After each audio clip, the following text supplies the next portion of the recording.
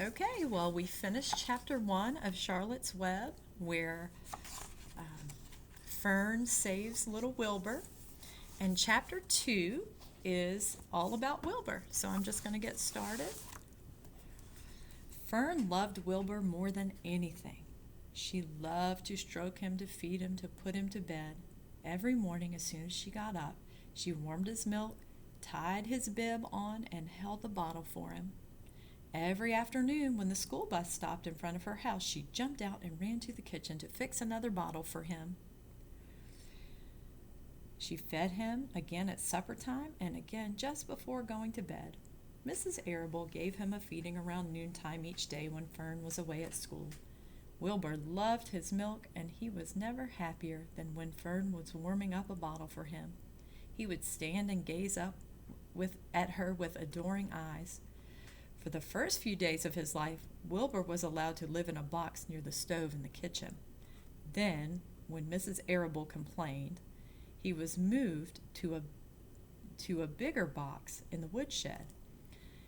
At 2 weeks of age, he was moved outdoors. It was apple blossom time and the days were getting warmer. Mr. Arable fixed a small yard especially for Wilbur under an apple tree, and gave him a large wooden box full of straw with a doorway cut in so he could walk in and out as he pleased. "Won't he be cold at night?" asked Fern. "No," said her father. "You watch and see what he does." Carrying a bottle of milk, Fern sat down under the apple tree inside the yard. Wilbur ran to her, and she held the bottle for him while he sucked.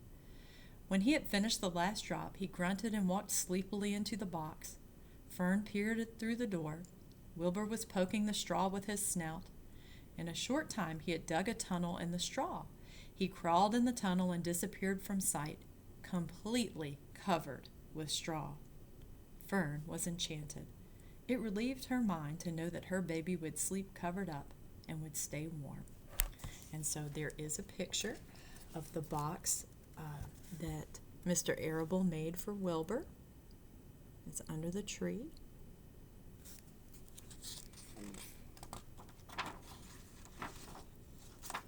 My pages are sticking together. Every morning after breakfast, Wilbur walked out to the road with Fern and waited with her till the bus came. She would wave goodbye to him, and he would stand and watch the bus until it vanished around a turn. While Fern was in school, Wilbur was shut up in his yard. But as soon as she got home in the afternoon, she would take him out and he would follow her around the place.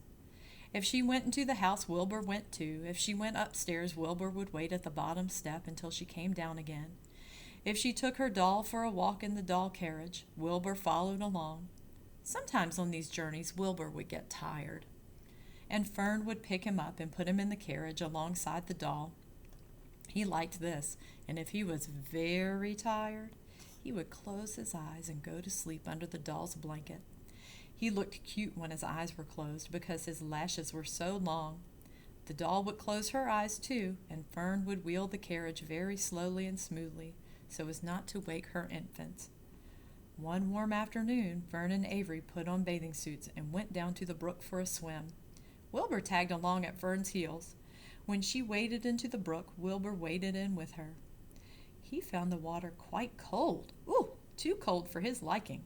So while the children swam and played and splashed water at each other, Wilbur amused himself in the mud along the edge of the brook, where it was warm and moist and delightfully sticky and oozy. Every day was a happy day, and every night was peaceful. So here is a picture of Fern with her carriage, with her doll, and Wilbur tucked in the carriage beside the doll.